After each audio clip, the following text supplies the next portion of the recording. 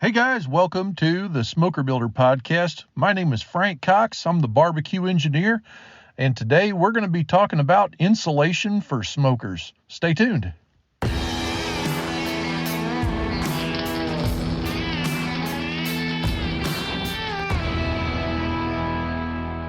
Hey guys, glad you made it back.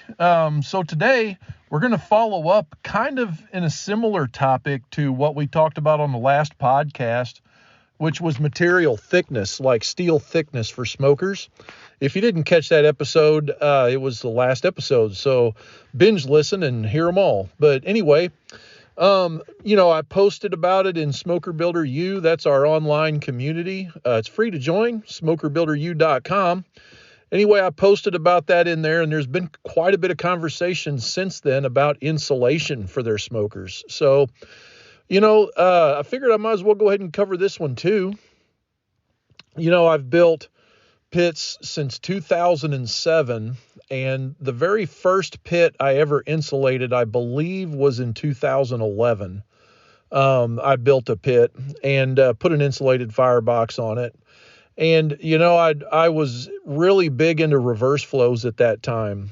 And, let me just kind of cover it, I think, the best in a couple of, I didn't write any of this down, just so you know, I'm doing this off the cuff. So I'm going to try to make it as legible as possible with bullet points and stuff. And so anyway, let's cover it in like three different topics. But before I go into that, I'll finish what I was saying about that first smoker. I really liked the fact that when I built that smoker and insulated the firebox, it would rain, and that firebox, it wouldn't mess with the temperature at all on the pit. However, there was a pretty good downside to that insulation. I had to run a much smaller fire to keep my temperature down at a lower temp.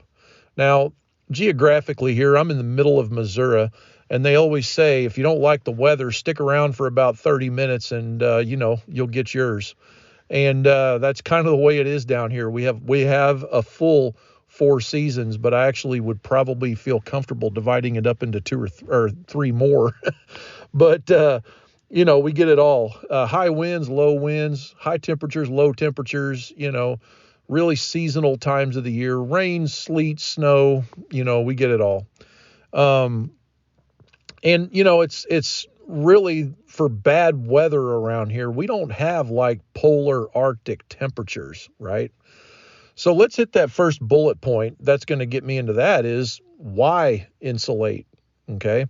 So one big reason that I would say to insulate is if you have a majority of your seasons are in climate, like they're inclement, or however you say that word.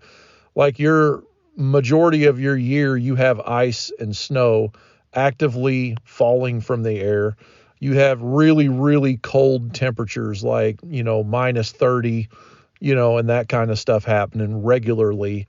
Those kind of things. That would be one reason to insulate, is that a majority of your time is spent with super cold temps. But I think even in that situation, my personal preference would be not to. But let's hit that second topic. The second reason to insulate is little hands. That's what we always said, little hands. So if you have a lot of youngins running around, let's say you're cooking for your church or community events or something like that, and all the dads is sitting there around the grill and they got, a couple 4 and 5 year olds or something like that, and even younger, and they want to touch it. For some reason, the bad things is what all the kids want to either put in their mouth or touch, And so, having had a couple of children, I did insulate a few of my pits, and I didn't insulate the pit fully though, but it's just like that little bit of insurance policy there that it's still going to be a little bit hot, but it's not going to burn them really bad. That's another good reason to insulate. The third reason that I would put under why insulate is because you want a really fancy paint job and you need to protect that paint. So it's no secret in the pit building world, we're cursed with high temperatures that do not, paints that do not like high temperatures. Even the high temperature paints are hard to get along with. So For instance, I've always said to use Rust-Oleum high heat paint, and you're guaranteed that you're going to get at least a year out of it. You're going to have to reapply that paint as well at some point if you want to keep a prime looking pit. So the catch is that, if you put automotive paint on there, it's going to turn brown and blue or whatever, opposite of what it is right now, and green maybe, and start to bubble and look bad. Now, I'll tell you this, is that I don't mind that myself. If I wanted to paint something up pretty, I'd just roll with it and not worry about the insulation part of it and just let the paint wear. I mean, this is a smoker. It's supposed to do that. It's supposed to look cool. As a matter of fact, I think even some of these big boys that are doing that, like Moberg and them, they do fully insulate their smokers on the fireboxes for those pretty paint jobs and stuff. But some guys let it go. They don't care. So those are about 3 reasons why I would insulate. So now, because I'm taking a scientific approach to this, let's talk about why not to insulate. How about that one? So this is going to get more into my personal tastes on this part of it here. So we'll divide it up into a couple of 3 reasons as well. Let's see if I can hit 3 reasons off the top of my head. Reason number 1 is because I want to be able to build a bigger fire. Okay.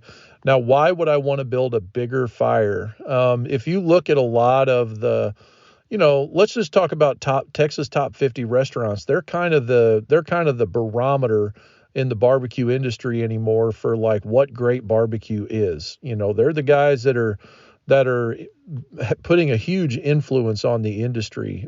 Guys like Aaron Franklin and Goldie's for sure. I think they were number 1 for a while. Ernest down at the Burnt Bean, stuff like that. Soul Belly in Vegas. All those guys, they're really doing a great job with their barbecue. And, why is it? Well, they kind of break the rules a little bit with our original calculations on fireboxes. They make them smaller than I said they had to be for reverse flows, which smaller is not wrong on offsets, just so you know. They're burning a lot more wood, much bigger stacks. They're trying to get a heavier draw, more airflow through the pit, those kind of things. And the real reason is because, they want to be able to get a lot of smoke and flavor and get that real good bark texture that you get from higher airflows with bigger fires and what we're calling a dirtier fire. So that term dirtier fire in air quotes to quantify that is not white smoke or gray smoke. Or black smoke or whatever other color you can put at it, like maybe a yellow green. That sounds real nasty. That's not what we're talking about. We're talking about more of a thin blue smoke, okay? And that blue is heavier than we would have on a reverse flow. So when we design reverse flows, we're designing for efficiency on cook chamber temperatures, the drop left to right and vertically. We don't want to have to pull meat off and move it around. We want to be able to literally set that thing and forget it, pretty much, and just come out and feed it a stick of wood every 45 minutes on the dot. Having a pit like that, we're going to be almost clear on the smoke, like maybe a thin wispy blue but it's mostly going to be clear. And so with that increase in combustion efficiency, you're going to lose a lot of that flavor that you would have gotten from, sorry, I got to fix something here real quick, from what you would have normally gotten from that, bluer smoke. So if we run dirtier fire, or we have to be able to throw more wood on the pile. Keep our coal beds spread out a little bit more so we get more surface area, run more air through the pit. So we're leaving the door open literally for our air inlet on some situations. The first pit I ever built like that was for a guy named Travis here in town, and there's 1,000 gallon. And I tried to talk him out of it. I'll be honest with you, because we had never done that. approach. And the best thing I ever did is do what he said. I'll be honest with you, because it changed the way that I look at burning fires on pits. So on my bingo pit that I recently built, I did pretty much my spin, version 2.0 on that approach, and mimicked what some of these other pit builders are doing with that. And I got to tell you, it's a huge difference. So saying all of that, if in fact you insulate a firebox, you will not be able to run that bigger wood fire, right? You will lose out on a lot of that quote unquote dirty fire. Matter of fact, I want to say that I think I heard Jeremy Yoder did a podcast recently about it, or a YouTube video or something, and he called it a dirty fire. I don't remember if I've seen it or not, but I do remember that coming up in conversation. So anyway, that's just kind of my approach to it. I do know that, like, if it's colder entering air temp into the firebox, throw another log on. It's not a big deal. But let's talk about that. That's another thing I didn't bring up earlier. People really do have this idea that it'll save them wood on running their pit if they insulate their smoker. And I build these Legend offset smokers. They're a production offset. It's a 3/16 wall, uninsulated firebox, and they're a production pit. They're heavy for production pit on like a barbecue store level. And anyway, 24 by 48, you could weigh the wood probably and come up with an exact weight depending on the moisture content and all of that. But the average split that I use in there will be probably 2, maybe 3 possibly to get started. But I generally put 2 splits on about every 30 to 45 minutes. And those splits are what I call fist size. So they're about 3 inches around and about 12 inches long. Now, when I run bingo, once I get it up to temp, it takes a little more wood to get to temp. But once it gets to temp, I'm not putting much more wood than that on that big old pit. That's a 300 and something gallon cook chamber. And I'm only putting like maybe 3 splits a little bit bigger than that, So it's not like we're burning a cord of wood in one pit and a half a cord in another. Like that's not the kind of wood consumption we're talking about here. It's primarily a lot less wood than most people think when the pit is designed correctly. So let me think of another reason that I wouldn't insulate. So we all like that patina now these days. Another reason I would not insulate, and a big reason why I did not do it on bingo, besides the bigger fire, is because I wanted to get that blue color on the firebox. I wanted that natural patina, heating up and heating up on that firebox and getting that color, the blues and all of that. And man, it looks super cool. You rub that down with oil and it just gets better with time. It really does. Sometimes it'll get darker and browner and all kinds of stuff. So that's pretty cool if you're looking for that vintage patina look, Let's see, why else would I not insulate my firebox? I'm having a hard time coming up with a third reason, I'll be honest with you. Well, save material. How about that one? Save material. Let's say that. Okay, that's our third reason. So basically, it depends on what thickness of material you're using as well. I mean, you could do 2 walls of 3/8 inch thick plate if you want. I think that is ridiculous, and I wouldn't do that unless the 3/8 plate was cheaper than quarter for some reason, which it happens. But typically when I insulate a firebox, at least on the plans, when we show you on our plans at smokerplans.net, these are designs that you can get and build your own smoker. If you buy a set of those plans, I'm telling you to use 1/4 inch inside and out, because basically structurally, it's actually easier to build it that way. And that's a real good medium. It's going to outlast thinner material. But I've seen guys use 10 gauge for an insulated firebox, which is only 1/8 of an inch thick. But basically you got to build an inside wall, and then you got to have the insulation, and then you got to build an outside wall. You could also use a piece of pipe. I know there's somebody out there that just said, you ought to just use some pipe. It's a lot easier. You can totally do that as well. Doesn't really, if you go to pipe in bigger diameters, 24 inches and plus, that's why 3/8 is a number that comes up all the time. Because pipe yards, they won't, 24-inch pipe is not desirable in 1/4-inch wall or thinner, because sitting in the pipe yard, it egg shapes. You got a bunch of pipe stacked on top of it, and the trucking and the forklifts and all of that stuff, it literally egg shapes or gets dents in it a lot easier than 3/8. So the standard for what's called Schedule 40 is actually closer to 3/8 of an inch thick on the wall thickness. So if you do like 24-inch and bigger for a firebox, you're going to have a lot more material weight, which we all found out on the last podcast when we talked about steel thicknesses. We're usually paying per pound for steel thickness. So anyway, I made it through. I made 3 points for why to insulate and why to not insulate. I'll let you make up your own mind how you feel about it, but I'll just kind of wrap this up with my personal conclusion on how I like to do it.